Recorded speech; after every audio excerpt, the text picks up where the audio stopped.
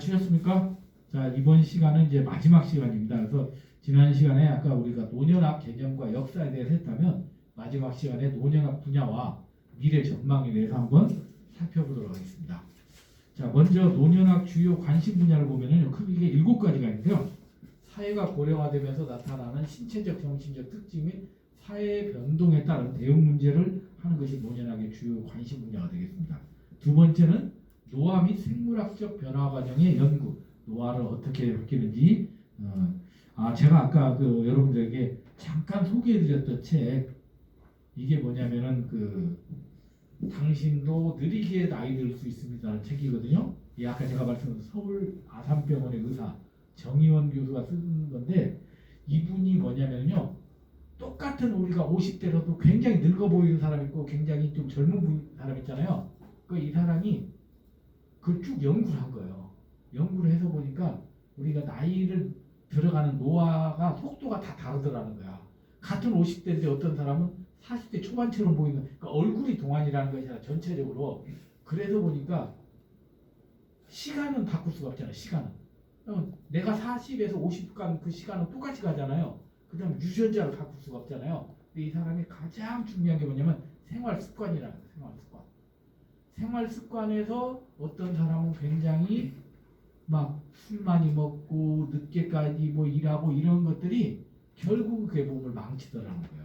그래서 이 사람이 자기 몸을 갖고 실험을 해서 쓴 책이에요. 근데 이게 베스트셀러예요. 그래서 제가 이제 사진 안 하고 도서관한테 빌렸거든요. 근데 굉장히 내용이 좋아서 제가 지금 이걸 정리를 해서 유튜브에 올릴 건데, 책 정리하는 게 되게 힘들어요. 그러니까 그냥 읽기만 하면 되는데 유튜브에 정리해서 올려야 되니까. 그래서 요즘 거의 PD 같은, 제가 나영석 PD 같은 마음으로 제가 하고 있어요. 그래서 뭘 해야 좀 사람들이 걸려들 것인가 해가지고 하고 있는데, 굉장히 책은 좋은데 제가 이제 잘 요약할지 모르겠어요. 그래서 여기에서 이제 노화의 속도를 늦출 수 있다. 노화의 속도 개인에 따라서 그런 얘기가 나옵니다. 그래서 그걸 연구하는 게 노년학이고, 세 번째는 정상적 노화와 질병과의 관계. 그러니까 나이가 들면서 어차피 노화가 되는데 질병이 좀 정상적으로 노화한 사람하고 급격히 노화한 사람 질병 수가 다르겠죠. 네 번째, 노령 인구 증가에 따른 사회적 문제 및 영향에 대해서도 파악을 합니다. 그리고 다섯 번째, 노령 인구 증가와 관련된 경제적 궁핍화. 특히 우리나라가 지금 노인 절대 빈곤층이 제일 많잖아요. 그래서 OECD의 3배가 넘는데, 최근에 그래도 기초연금이 좀 지급이 되면서 최근에 좀 노인 빈곤율이 40%대에서 30%대로 떨어졌다고 합니다. 그래서 개인적으로 지금 가장 지금 요즘 제 나이 또래가 가장 관심 받는 게 바로 기초연금이거든요. 기초연금. 그래서 이번에 이제 잘 개정이 되리라고 생각했는데 지금 잘 안 되고 있어요. 그래서 저도 기초연금을 받을 수가 없어요. 뭐 소득이 높아서 못 받는 게 아니라, 이 기초연금의 가장 맹점이 뭐냐면요, 공적연금 중에서 직역연금이라면은 공무원연금, 사립학교 교직원연금, 군인연금, 별정직 우체국 연금을 받는 사람이나 배우자는 아예 지급을 못 받도록 되어 있어요. 그래서 제가 그 대상자이고 너무 화가 나는 거예요. 내가 선생 교수 온 거에 뭔 도움된 게 없다고. 그래서 현재로서는 지금 못 받고 있어요. 근데 저는 이게 분명히 개정이 돼야 된다고 보거든요. 왜냐하면 지금 기초노령연금이라는 것이 결국은 이제 국민연금을 많이 받는 사람이 기초연금을 못 받는 시스템도 있잖아요. 노후 준비를 잘한 사람들이. 그래서 이게 어떻게 보면은 선별적 복지 차원으로 돼갖고 어떻게 보면 역차별이 되거든요. 그래서 이 문제가 아마 분명히 2030년에는 해결되지 않을까. 우리 이장욱 님이 앞으로 65세가 될 때쯤 해결이 될 걸로. 근데 이게 작은 게 절대 아니에요. 여러분, 우리 코로나 때 한번 지원비 받았잖아요. 1인당 엄청 그때 뿌듯했잖아요. 근데 이거 매달 받는 거예요. 매달. 그렇게 보면 어떻게 보면은 굉장히 큰 이슈가 되는데, 기초연금이 우리나라 노인 인구의 경제적 궁핍에 개선에 많이 도움을 줬다고 합니다. 그래서 이게 이제 제가 정치인들 할 문제도 한번 말씀드렸고, 여섯 번째, 노인 문제에 대한 정부와 사회 차원의 중장기 정책 프로그램 개발하는 것도 주요 관심 분야고, 일곱 번째, 노년기 정서적 심리적 안정을 여감의 문화활동을 하는 것도 관심 분야가 되겠습니다. 자, 그러면 노년학 연구를 하는 의의는 뭐냐? 크게 세 가지로 보는데요. 노년기를 잘 준비해서 긍정적으로 맞이할 수 있게 하도록 하기 위해서 노년학을 지금 연구를 하고 있다.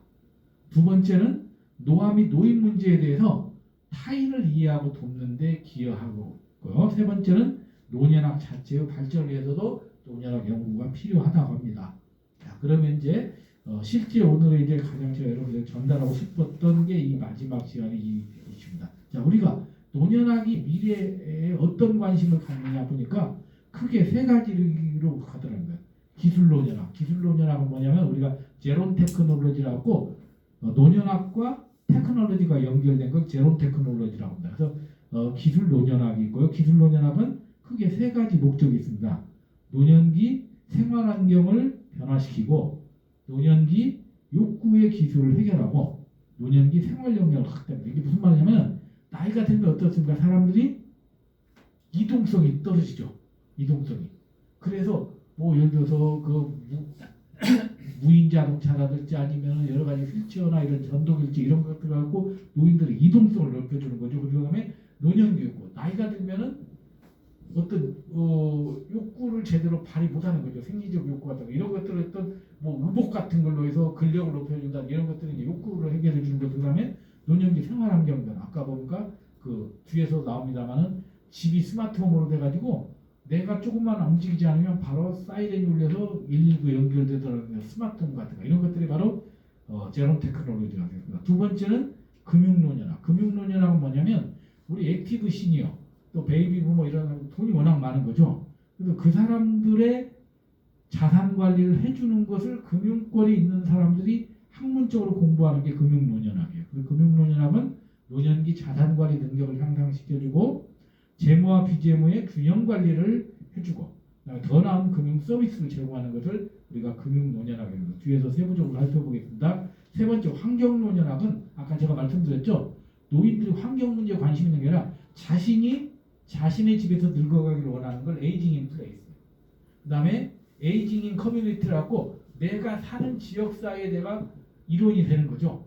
그러니까 예를 들어서 저는 예를 들어서 서울에 살고 있다면 제가 서울에 살고 있는 그 권역에서 그 사람들과 어울리는 집만 아니라 거기에서 어울리는 커뮤니티 형성하는 거. 그 다음에 리로케이션이라고 내가 사는 지역을 어떤 로케이션을 다시 한번 내가 예를 들어서 시골로 가는 귀향하는 사람도 있을 거고 또 뭔가 귀여하는 사람도 있을 거고 아니면 또 본인이 고향으로 내려가는 사람도 있고 서울에 사는 사람도 있지 이런 것들을 다 하는 것을 환경론. 그래서 어떻게 보면 이 세 가지의 목적이 뭐냐면 노년기의 행복과 삶의 질을 개선하는 것이다. 그래서 노년도 젊은 층에 못지않게 행복할 권리가 있고 실질적으로 똑같은 욕구를 가지고 있는데 우리는 나이가 들면은 그런 욕구가 사라진다고 생각하거든요. 그러니까 저도 제가 지금 60이 이제 중반이 되다 보니까 굉장히 그 나이에 대해서 제가 인식이 잘못됐었다는 걸 느끼고 있어요. 그러니까 저는 그러니까 제가 이제 이 나이를 먹어보니까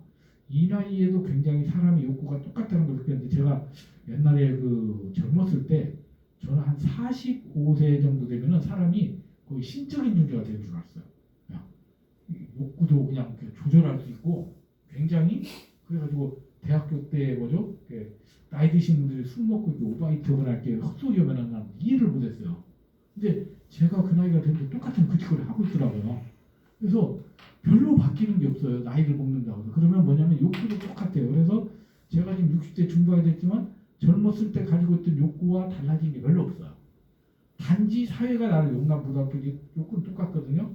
그래서 여러분들도 곰곰이 생각해보면 내가 10년 전에 나와 지금에 나하고 물리적으로 달라졌을지 몰라도 내가 생각하는 심리적이라는 건 별로 달라진 게 없어요. 그래서 우리가 가장 착각하는 게 뭐냐면 나이 드신 분을 바라볼 때 나보다 한 2, 30년 정도 더 나이 드신 분을 바라볼 때 나하고 완전히 다른 개체로 생각한다는 거예요. 근데 실은 아니에요. 똑같은 니즈를 갖고 있는 거예요. 똑같은 니즈를. 그래서 저는 이제 그런 걸 어디서 느끼냐면은 우리나라 지금 탤런트 중에 김영옥 씨가 지금 87세인가 그럴 거예요. 그죠? 이분 되게 많이 그분이 여러분들 BTS 광팬인 거 아시죠? BTS 애들 이름부터 생일 모르는 게 없어요. 모르는 게. 근데 이분이 정말로 좋아요.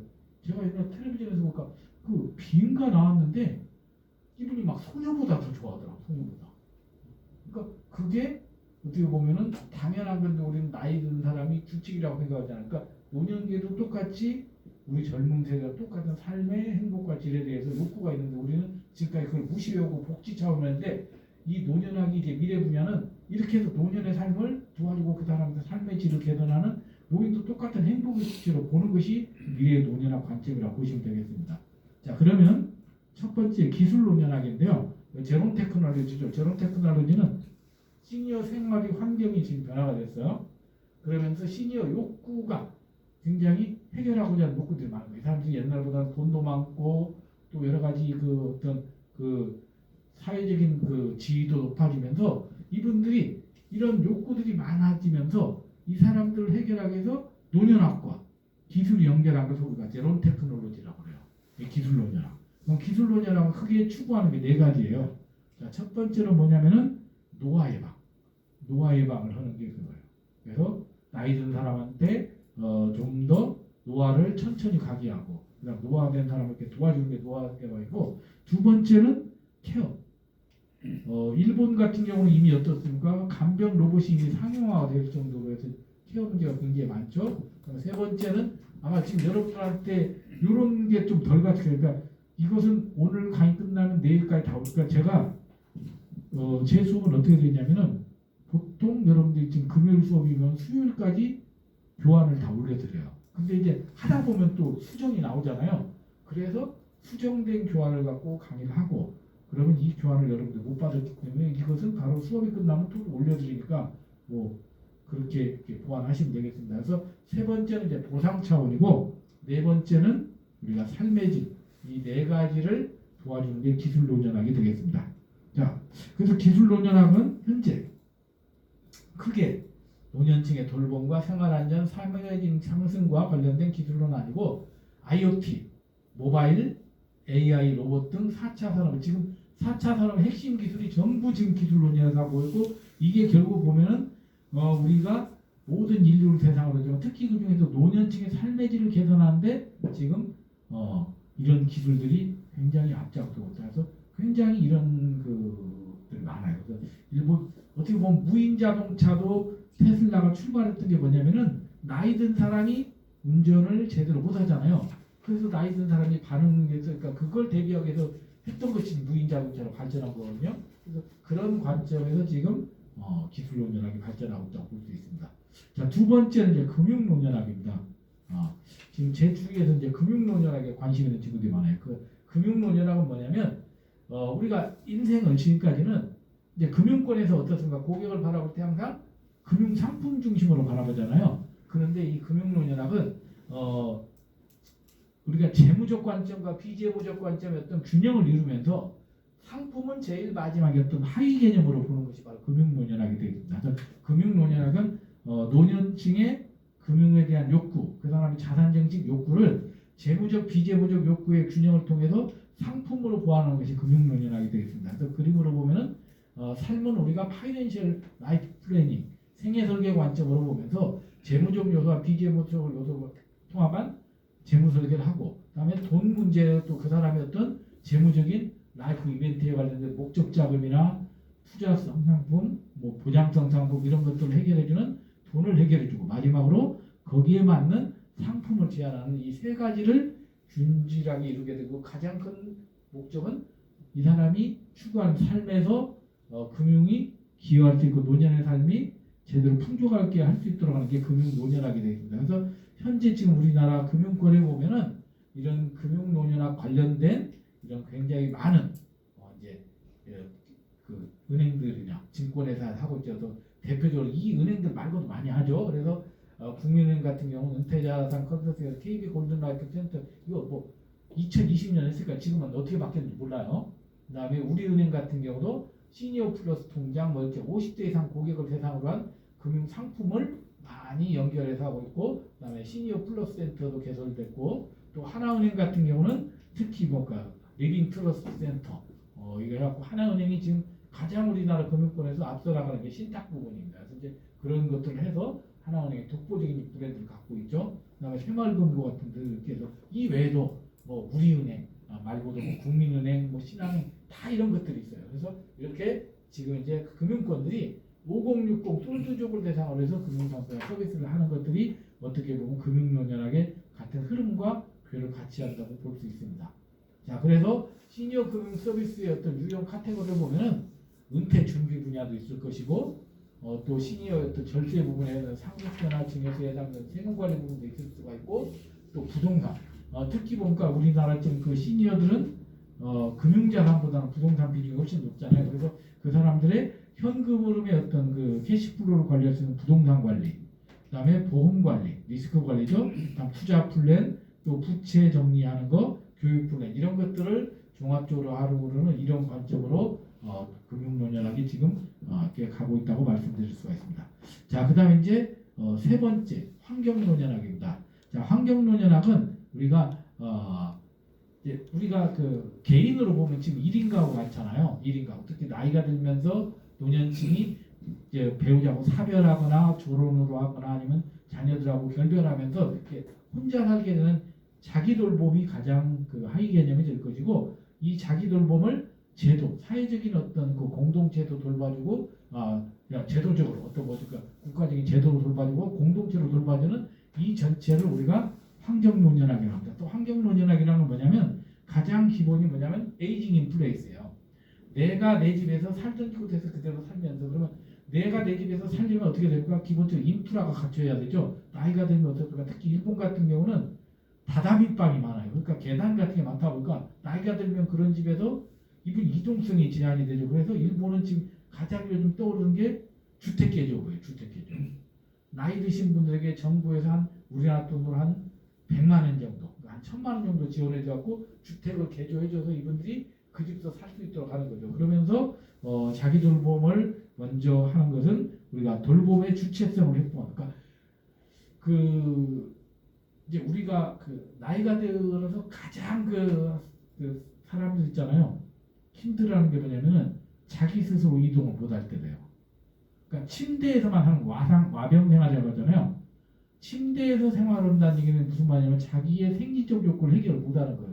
특히 여성분들 같은 경우는 배변을 자기 스스로 못하게 되면 굉장히 그 심리적인 모멸감, 이렇게 삶에서 회의감을 느껴버리는데요. 근데 실제로 뭐 우리가 여러분들도 뭐 여러분들 아시는 분이나 이런 분들이 요양병원이나 요양원에 입원을 시켜보시면 아시겠지만 거의 그 요양병원이나 요양원에서는요, 거기에 입소하신 노인들을 인격체로 대우를 안 해요. 그냥 이분이 이 소변을 대변을 받느냐고 따지는 게 아니라 7시간 8시간마다 무조건 기저귀 갈고 그리고 이분들의 뭐 이런 인권 같은 건 안 따지거든요. 그래서 굉장히 그런 것들에서 그러니까 나이가 들면서 이제 이분들이 되게 말을 안 할 뿐이지 다 느끼는 거잖아요. 그래서 그런 자기 돌봄을 강조해서 자기가 주체성을 확보하도록 하는 것이, 내가 내 집에서 하게 되면 그런 거에서 자유롭잖아요. 그래서 나이가 들어 자기만의 공간, 자기만의 어떤 주체성을 갖고자 하는데 우리는 그런 것들을 그냥 편리로 인해서 그냥 의료기관에 맡겨버리잖아요. 이런 것들이 가장 큰 문제라는 거죠. 환경노년학에서. 두 번째는 제도적 돌봄을 넘어서 이제 돌봄은 기본권을 보장해주고 안전한 돌봄을 보장하면서 공동체, 결국은 지금 현재는 이제 뭡니까? 에이징 커뮤니티라고 해서 노인이 자기 집에서 돌보면 혼자 예를 들어 제가 독거노인이에요. 그래도 예를 들어서 사회복지사가 방문해주고 주위 이웃이 예를 들어서 밥을 챙겨주고 같이 이웃이 와서 케어를 해주게 되면은 이런 것들이 3일째가 되면서 충분히 독거노인이나 좀 취약한 분도 생활할 수 있는 것이 바로 에이징 인 플레이스 환경노년학이 되겠습니다. 그래서 이미 이제 그 고령화 정책의 패러다임이 우리나라도 옛날에는 전통적 패러다임이라 해가지고 무조건 노인은 가족이 돌보는 시스템에서, 그리고 아프면 병원에 입원시키는 시스템에서 이제는 에이징 인 플레이스라고 해서 내가 시설 보호에서 지역사회고, 지금 우리나라는 이게 잘 안 되죠. 몇 년 전에도 지금 정치인들이 이제 내년에 총선하게 되는데 총선할 때 가장 큰 이슈가 뭡니까? 우리 그 마을에 혐오 시설을 안 들어오게 했다는 게 첫 번째. 그 혐오 시설의 첫 번째가 뭐예요? 바로 장례 시설하고 두 번째가 노인 요양 시설이잖아요. 그러니까 우리 부모가 나이가 들면은 들어가야 될 곳인데도 우리 동네는 안 된다는 게 전형적인 님비 현상이잖아요. 근데 정치인들 그걸 이용하잖아요. 그래서 우리도 지금 이 시설 보호에서 지역사회 보호 이런 관점으로 해서 이미 그 스웨덴 같은 경우는 시내 중심가에 주거 지역에 뭐 예를 들어서 장례식장도 있고 다 있어. 그러니까 사람들이 자연스럽게 여러분들 해외에 나가 보면은 유럽권에 가면은 가장 이상적인 게 도시 안에 되게 뭐가 있어요. 공동묘지 엄청 많잖아요.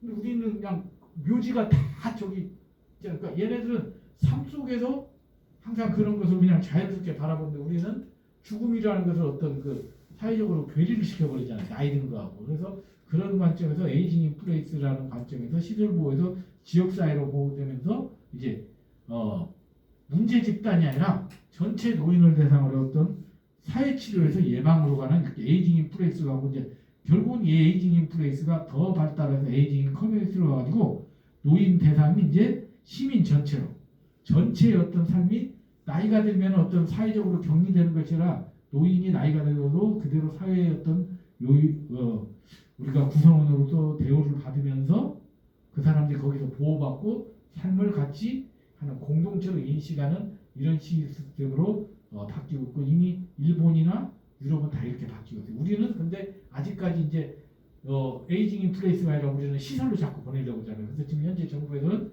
시설에서 다시 이제 자기 집에서 하는 이런 쪽으로 패러다임을 바꾸고 있습니다. 아직은 좀 적응 단계라고 봅니다. 자, 그래서 그러기 위해서는 결국은 노인이 혼자 있을 때 그분의 안전을 책임질 수 있는 게 있어야 되잖아요. 아까 제가 뭐라고 했죠?